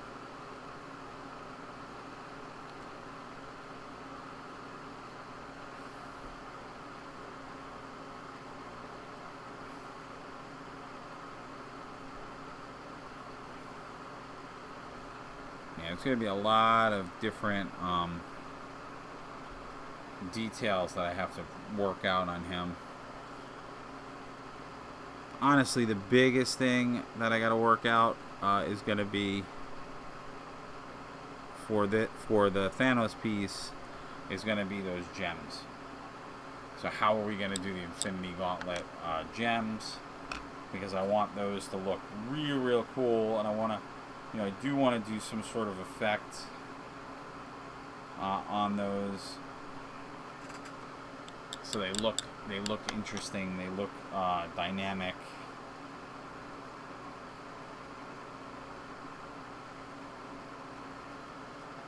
So I got to get that done as well.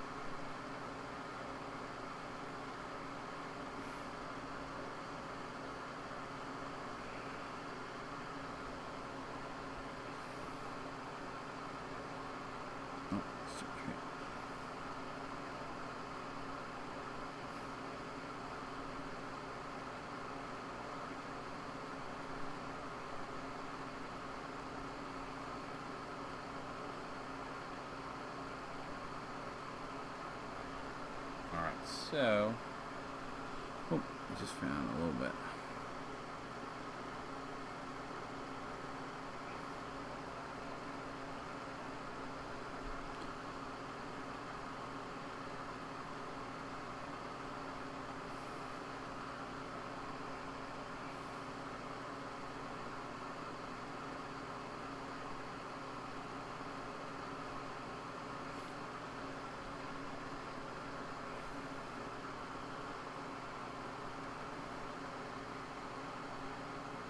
So what I'm going to do,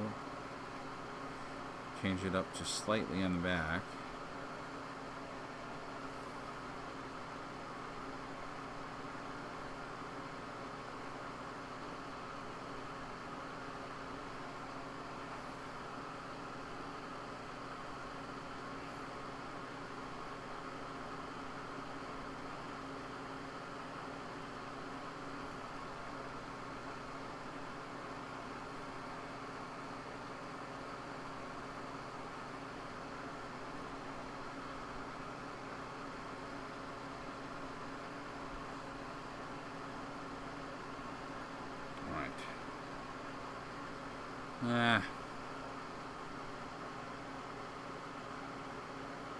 Alrighty.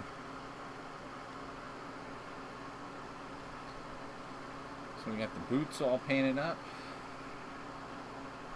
He's looking very titany, very kitty. We're gonna work on the face and those gems. We're gonna work on those details, I think, next time. I think this is a good place for me to end right now.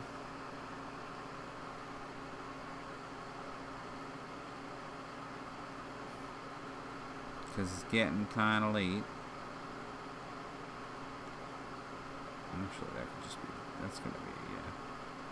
Because I know for a fact that the part inside of his belt is yellow usually. Alright, so we're going to work on a little bit more detail on the gems. Next time, we're going to get the gems themselves, and we're going to really focus on the face. But, I'm really digging this. Probably going to I might put a little bit more accent on some stuff on here. But I'm very pleased with where we got to with this build.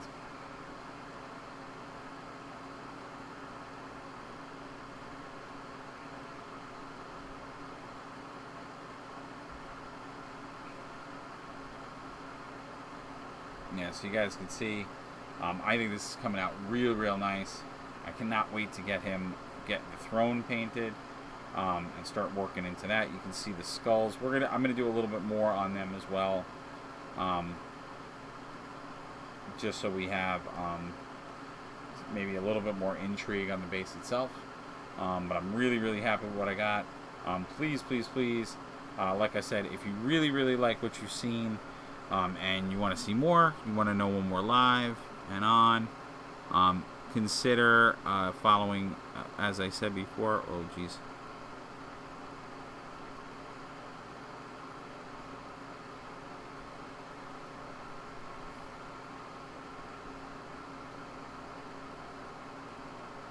Yeah, I think I just painted one of the gems, which is not good.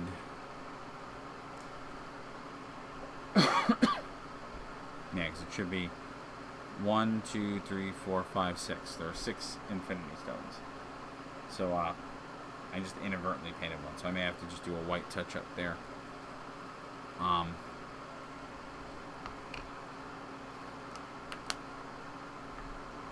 was doing so well not to paint them, and then I go and I paint them. Just one more detail, but yeah, he's looking boss. But like I said, I knew I was going to take a minute painting him. I'll do the same thing with his generals too, because I just love those characters.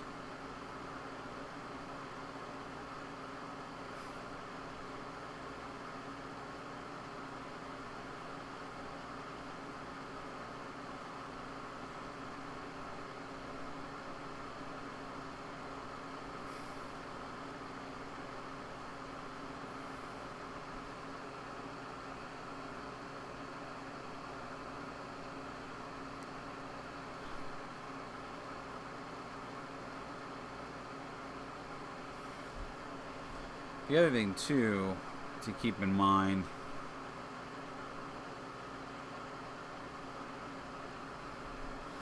is that when you're talking about Thanos, and in general painting the Thanos piece, he is, I consider this to be essentially a centerpiece of your pieces. So,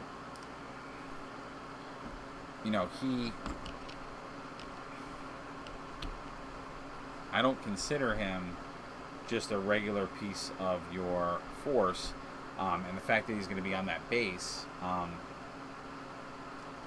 makes him, in my opinion, a pretty desirable display piece. In general, for me, the Marvel Crisis Protocol figures, when I'm not playing the game anymore, if that day comes, I'm obviously going to display these because I think they're just amazing figures. I think they're awesome. And obviously I painted them so they have a little bit more significance to me. And again, we're going to do a little bit more embellishing, like probably going to put some orange in some of these details. I'm going to go with the fine brush and put some stuff, but so far so good. I think it really is just like screaming that old style Thanos look, but like I said, with a little bit of that modern twist in it, and we'll go from there. But it looks like Thanos. It looks like Thanos is coming to party, and I love it. I love it so much. So if you guys like what you saw, want to see more, please think about following if you haven't already. Again, if you're watching this after the fact, think about giving a follow as well. I know we got some really cool things today. We built out his general units, which we're going to have more fun with on our future painting streams.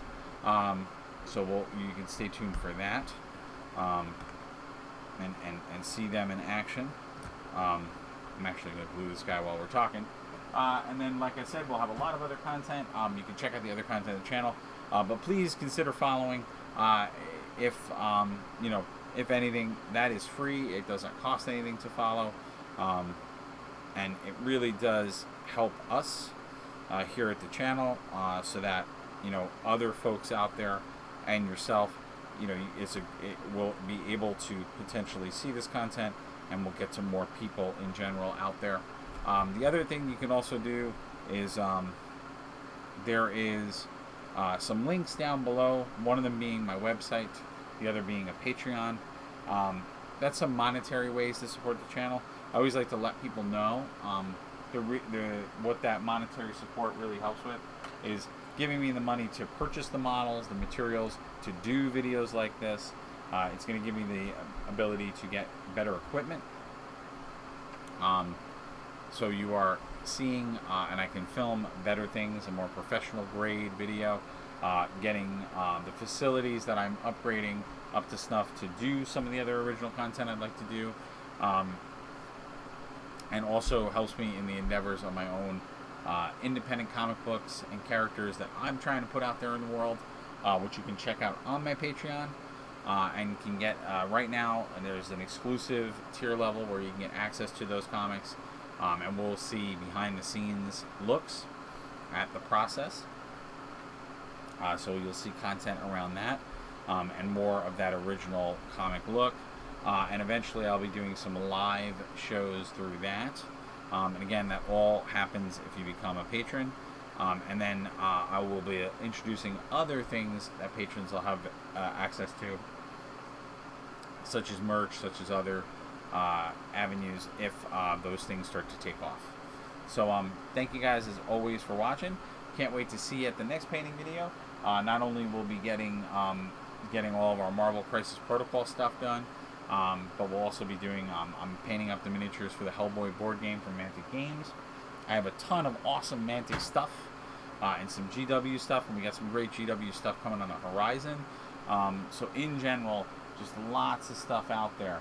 And the more and more you guys watch, the more and more you guys participate, the more and more you're with us, the better we can make this content. So thank you all for watching, and as always, stay safe, wash your hands, respect the folks out there in the world, because without them and without each other, we're never going to get past the next step. And thank you all again for your support, all the folks that have followed and watched and have participated. Thank you. And if you could check out us on other social media and other platforms, again, that's all free.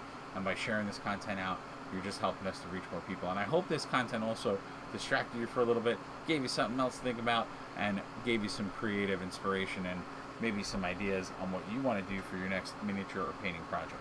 All right, take care, everybody. We'll see you very, very soon.